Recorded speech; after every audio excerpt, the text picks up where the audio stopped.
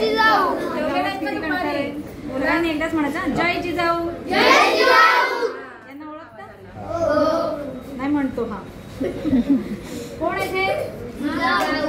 काय जिजाऊ? निलेश भगवान सांबरे ओळखतात. सन्माननीय श्री निलेशजी भगवान सांबरे सर हे जिजाऊ शैक्षणिक सामाजिक संस्थेचे संस्थापक अध्यक्ष आहेत आणि गेली 20 वर्ष ते समाज कल्याणाचं काम करतात. मानव सेवा हीच ईश्वर सेवा समजत आज 20 वर्षापासून ते समाज कल्याणाचं काम करत आहेत. आपल्या सुवा कमाईतून ते 90% भाग समाज कल्याणासाठी लावत आहेत. किती मोठे दानत्व आहे. अशी खूप श्रीमंत आहेत पण देण्याची दानत्व नाहीये कोणाकडे. बरोबर ना? पाहतो ना आपण. पण आज स्व कमाईतून ते एवढं मोठं समाजकार्य करत आहेत. शिक्षण, आरोग्य आणि महिला सक्षमीकरण या त्रिसूत्रीवर आज मोफत काम चालू आहे संपूर्ण महाराष्ट्रभर, फक्त भिवंडीत नाही. शिक्षणाचं काम तर त्यांनी त्यांची परिस्थिती भोगलेली आहे.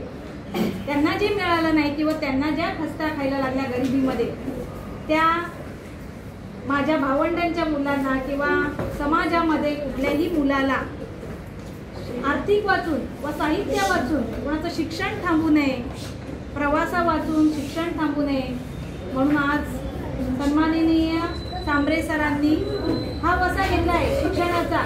मोफत शिक्षण जे पाहिजे ते साहित्य आज विद्यार्थ्यांना पुरवलं जात आहे. आरोग्याचं म्हणाल तर आपले 3-3 हॉस्पिटल आहेत. पूर्वीच्या काळी प्रसूती काळात महिला दगावायची. एखादा पेशंट असेल तर उपचार नाही म्हणून तो दगावायचा. पण आज तसं नाहीये. त्यांनी पूर्वीचा काळ भोगलेला आहे, त्यांनी अनुभवलेला आहे. म्हणून साहेबांनी 3-3 हॉस्पिटल दिले.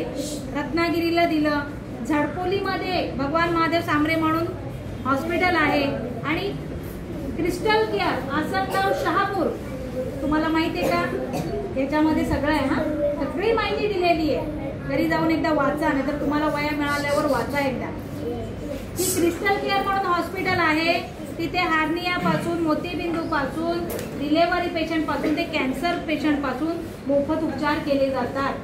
तुमचे शेजारी असतील, आज मी तुम्हाला ॲड करते.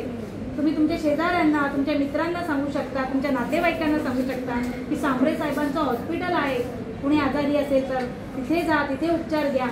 म्हणजे एवढं सगळं सांबरे साहेबांनी समाजासाठी केलेलं आहे आणि एवढं दानत्व कुणाकडे नसतं. आज मोतीबिंदूचे 3-3 कॅम्प लागतात भिवंडी शहरामध्ये, तेही मोफत. 3-3 कॅम्प वेगवेगळ्या नगरात. कुणी असेल तर सांगा, आता पुढचा कॅम्प लागेल आपला. बरोबर ना? वह्या आज सगळ्यांना वह्या वाटप केलं जाणार आहे. आता सर किती आलेत वह्या आपल्याला भिवंडीसाठी?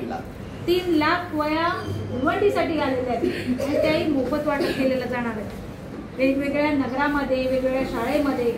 आणि 40 लाख वही वाटप पूर्ण महाराष्ट्रात केलं जातं विद्यार्थ्यांसाठी.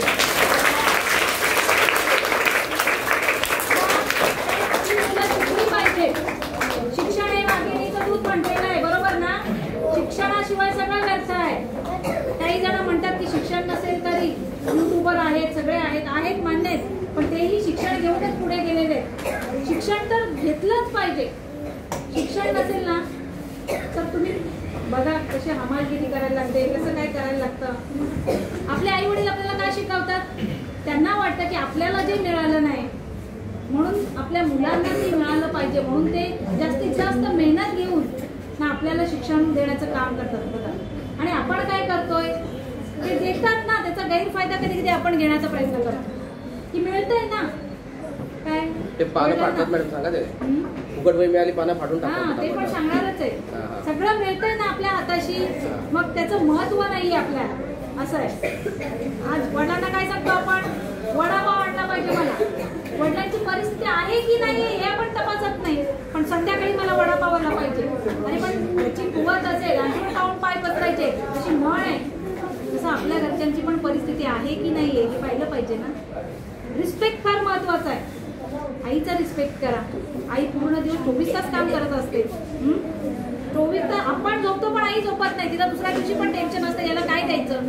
टिफिनवर आपले बूट, आपल्या वेण्या, आपले कपडे आपल्याला शाळेत पोहोचवण्यापासून आई काम करते. ती थकत नसेल का? म्हणून पहिला रिस्पेक्ट शिका. रिस्पेक्ट फार महत्वाचं आहे. सगळ्या नात्यामध्ये रिस्पेक्ट फार महत्वाचं आहे. आज सांबळे साहेबांनी एवढं मोठं काम उभं केलंय, पण आज हे दानत्व आहे आणि नम्रता आहे म्हणून आज महाराष्ट्रभर त्यांचं नाव गाजतंय. बरोबर ना? रिस्पेक्ट देतात ते. कितीही मोठा माणूस असो किंवा छोटा माणूस असो, मुलगा असो, मुलगी असो, लहान बाळ असो, आधी रिस्पेक्ट असतो त्याचा. म्हणून रिस्पेक्ट फार महत्वाचं आहे. आणि वही तुम्हाला या वया दिल्या जातात, मोफत वया दिल्या जातात, त्यांच्या स्वकमाईच्या आहेत म्हणून त्या कशा पण नाही घालवायच्या. नाहीतर गणपती आले जवळ, पानं फाडाल. आणि ते खेळतात काय ते फुल्या, गोल, वर्तुळ, असं नाही ना. त्याचं पत्ते खेळण्यासाठी गणपती जवळ आले की पोरं वया घेतात. असे बरेच ठिकाणी दिसून आलं. नाहीतर मग आता पाऊस चालू आहे, घोड्या करतात, असं नाही ना. शिक्षण घेण्यासाठीच वहीचा उपयोग झाला पाहिजे, त्याच्यासाठीच हे तुम्हाला दिलेलं आहे, लक्षात ठेवा. फक्त ना आता काही राहिलं नाही. 77 वर्ष झाले भारत स्वातंत्र्य होऊन. आता तुम्हाला काही स्वराज्य मिळवायचं नाहीये. छत्रपती शिवाजी महाराजांनी दिलं स्वराज्य मिळवून. स्वराज्य म्हणजे काय? स्वतःचं राज्य. कळतंय का कधी? स्वराज्याचा अर्थ कळतो का? स्वराज्य, स्वतःचं राज्य. हे पण आपलं स्वतःचं राज्य आहे, लक्षात ठेवा. आणि या राज्यावर, आता त्या राज्यावर विजय मिळवला छत्रपतींनी, आता ह्या राज्यावर आपल्याला विजय मिळवायचा आहे. बरोबर ना? कसा काय मिळवाल? कसा मिळवाल? शिक्षण घेऊन. शिक्षण घेऊन मोठे व्हा, परिस्थिती बदला. आणि ही परिस्थिती बदलण्यासाठी सांबरे साहेब पाहिजे ती मदत तुम्हाला करते. फक्त तुमच्यात धमक पाहिजे. म्हणून या शिक्षण घेण्यासाठी ज्या वया वाटप केल्या जातात किंवा काही साहित्य दिलं जातं, तुम्हाला जे हवं ते मिळेल. तुम्ही तुमची मागणी आमचा पुरवठा, पण तसं तुम्ही शिकलं पाहिजे. म्हणून या वहीचा पण योग्य वापर करा. आणि हे बघा, पाठीमागे सगळं लिहिलेली माहिती जिजाऊ संस्थेची ती वाचायची. म्हणजे कुठे काय आहे, कुठे कुठे क्लासेस चालू आहेत, GEE नीट सारखे स्पर्धा परीक्षेचे क्लासेस चालू आहेत, UPSC अकॅडमीचे क्लासेस चालू आहेत, पोलीस अकॅडमी आहे, सगळं मोफत आहे. 8वी आणि 7वी नंतर एक परीक्षा घेतली जाते, त्या परीक्षेत पास झालं की दरतोडीला ऍडमिशन दिलं जातं आणि सगळं मोफत शिक्षण. एवढं सगळं आहे, पण शिक्षण घेतलं पाहिजे ना.